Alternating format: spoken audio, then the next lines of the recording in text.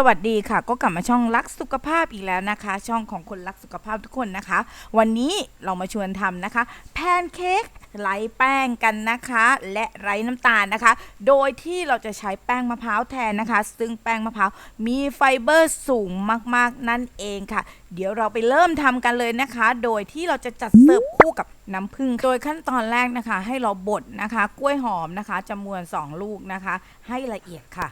ซึ่งเราจะเลือกใช้กล้วยหอมนะคะที่สุกเยอะที่สุกนะคะหรืองอมนะคะมันก็จะได้น้ำตาลจากธรรมชาติอยู่แล้วโดยที่เราไม่ต้องใส่อะไรเลยนะคะขั้นตอนต่อไปนะคะให้เราใส่ไข่นะคะอุณหภูมิห้อง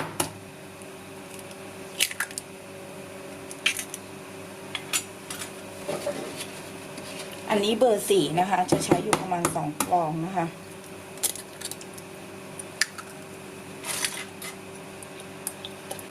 ผงฟูค่ะแล้วนะคะเป็นไฟเบอร์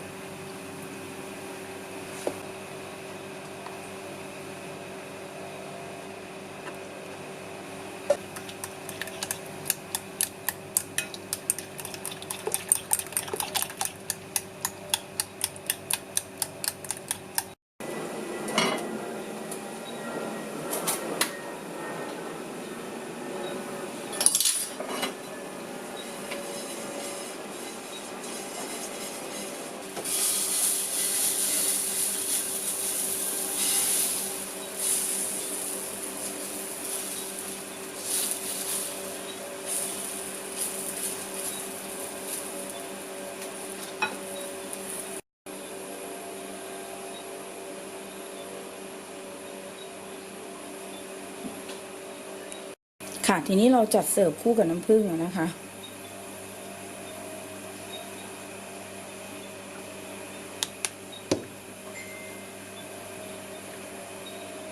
เอาละค่ะก็ทำง่ายๆนะคะลองไปทำดูกันค่ะเป็นเมนูรักสุขภาพอีก1เมนูนะคะสำหรับคนลดน้ำหนักนะคะก็ถ้าชอบคลิปนี้อย่าลืมกดไลค์ให้กำลังใจกันด้วยนะคะและอย่าลืมกดแชร์เพื่อบอกต่อสูตรดีๆนะคะสูตรนี้โดยประมาณ60กิโลแคลอรี่ค่ะเจอกันใหม่คลิปหน้ากับรักสุขภาพค่ะสวัสดีค่ะ